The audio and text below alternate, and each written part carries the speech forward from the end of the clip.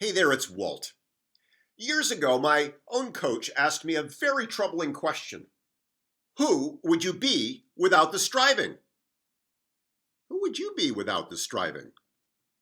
My answer? I hate you. That's like asking, where does the white go when the snow melts? Like one of those excruciatingly frustrating Zen koans that can't ever be answered.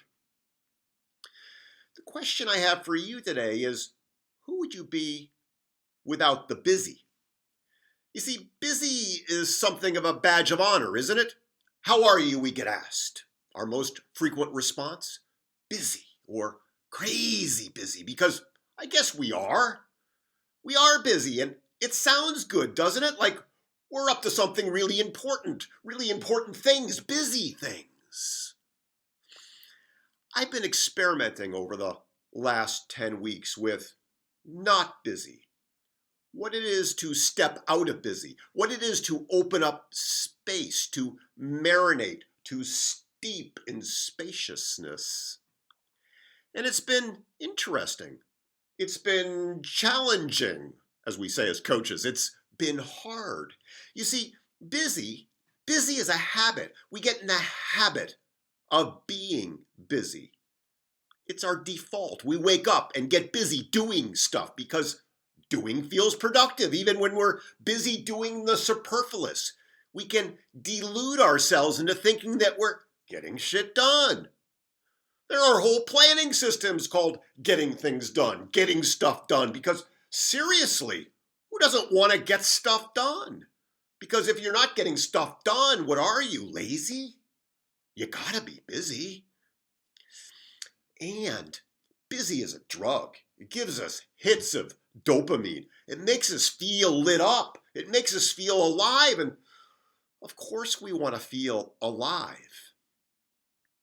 But the deeper question, of course, is what are you busy doing? Because the truth is, busy usually means that we've gotten caught up in the vortex of our lives. We've gotten caught up in other people's agendas. We've gotten caught up in the urgent at the expense of what's really important, what's really important to us.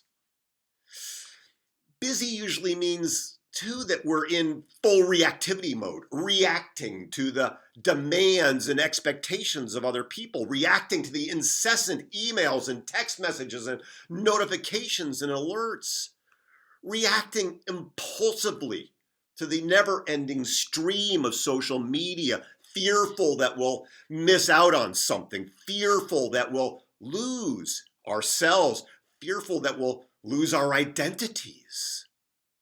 Because our identities become caught up in the very habit of being busy. And seriously, who are you without the busy?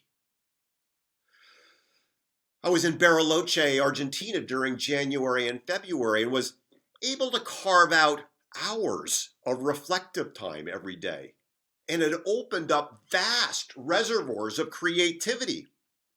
It felt wasteful at first. Wasting time. Is there any greater crime than wasting time, I thought? Wasting time.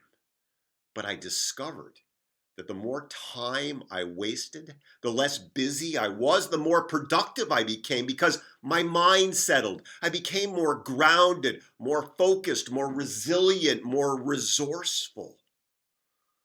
What a paradox that the less busy I became, the more I actually got done.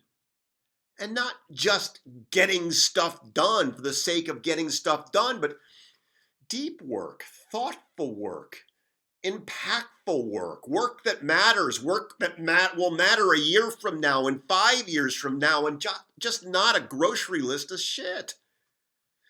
Because the habit of busy causes us to lose the muscle of focus. And we end up just skittering along the surface of things like a pebble skipping across the pond, and we lose the capacity, the ability actually to go deep and do deep and thoughtful work. And I discovered that too, how very easy it is to lose that muscle. After leaving Bariloche, we traveled back to Ireland over the course of a week, skiing, visiting family, sliding back into the slipstream, enjoying life. And yesterday I reminded myself of the importance of stopping. And so I set aside that time to reflect.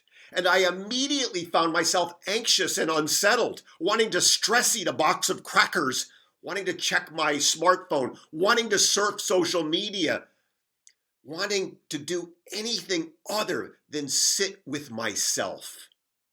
Because the space of sitting with yourself, the space of not being busy, opens up all sorts of existential questions. And we do come face to face with ourselves. Who are we? And what do we really, really want for our lives? Brene Brown says that it's easy to convince ourselves that if we stay busy enough, the truth of our lives won't catch up with us. That if you stay busy enough, the truth of your life won't catch up with you. But that truth always catches up with you in the long shadows of a dreary afternoon and the darkness of the night, when we're reminded, as we all too often are, of our own mortality. It's why there's such a cultural dis-ease, why there's an epidemic of burnout, why there is such a spiritual hunger, such a longing, because we've lost the capacity to sit still, to be still, to connect with the moment, to know the beauty and the grandeur of the here and the now, to connect with our innermost selves, to connect with our hearts, to connect with those hearts that always know the truth, that always know the way. We hunger for purpose, we hunger for meaning, and yet we run. We run because we are afraid. Because we are afraid of the emptiness, because we are afraid of the truth. What is that truth of your life that you're running from? Who are you without the busy? Make it a great rest of the day, great rest of the week. Talk soon.